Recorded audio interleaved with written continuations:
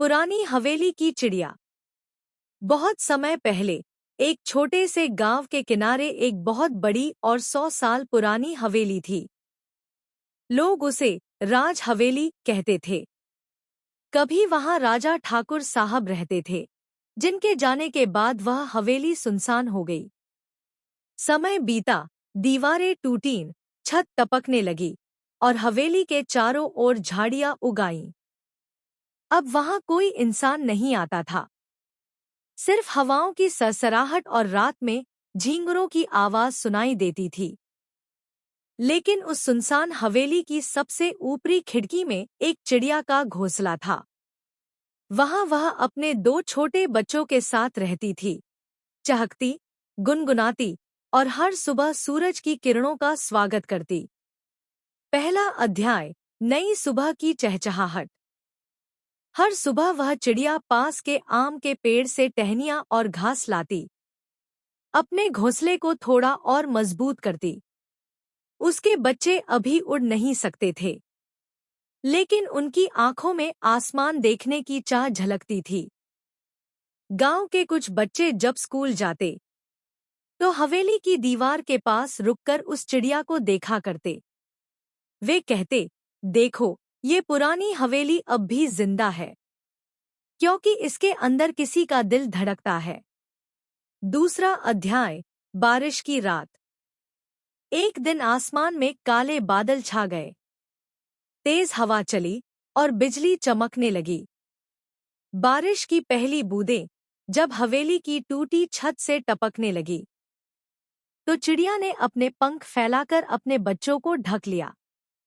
बिजली गरज रही थी, दीवारें कांप रही थी। हवेली के दरवाजे अपने आप चरमरा कर खुल गए। एक कमरे में पुरानी तस्वीर गिर पड़ी, जिसमें एक औरत मुस्कुरा रही थी और उसके कंधे पर वही तरह की एक चिड़िया बैठी थी।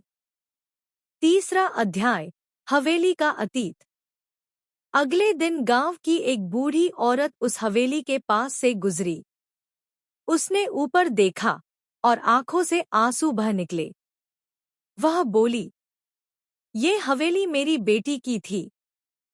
उसने आखिरी बार यहीं एक घायल चिड़िया को पाला था। कहा था, माँ, जब ये ठीक हो जाएगी तो उड़ जाएगी, लेकिन जब जब ये लौटेगी, मैं इसे पहचान लूंगी। और उसी शाम मेरी बेटी चली गई, फिर कभी नहीं लौटी। गांव वाले चुप हो गए। बूढ़ी औरत ने टूटी दीवार पर हाथ फेरा। शायद वही चिड़िया अब अपने बच्चों के साथ लौट आई है। चौथा अध्याय, हवेली की आत्मा। रात फिर से गहरी थी, पर इस बार हवेली से डर नहीं लग रहा था। छत से चिड़िया की आवाज आ रही थी, चूं चू, चूं चू, मानो वह किसी को लोरी सुना रही हो। बूढ़ी औरत ने धीरे से हवेली के अंदर कदम रखा। दीवारों पर पुराने दिए जले हुए दिखे। किसी ने उन्हें जलाया नहीं था, पर वो जल रहे थे। वह बोली, बेटी, तेरी आत्मा अब चैन में है। तेरी चिड़िया ने वादा निभाया।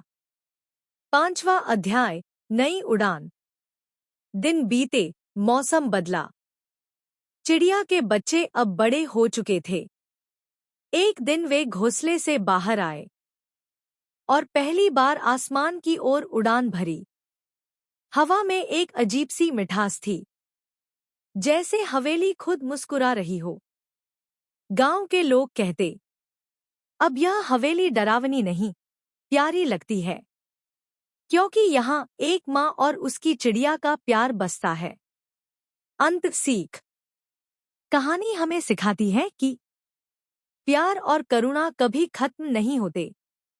कभी कभी वे रूप बदल लेते हैं, कभी इंसान बनकर, कभी चिड़िया बनकर, और कभी एक पुरानी हवेली की खिड़की में बैठकर दुनिया को फिर से जीना सिखा देते हैं।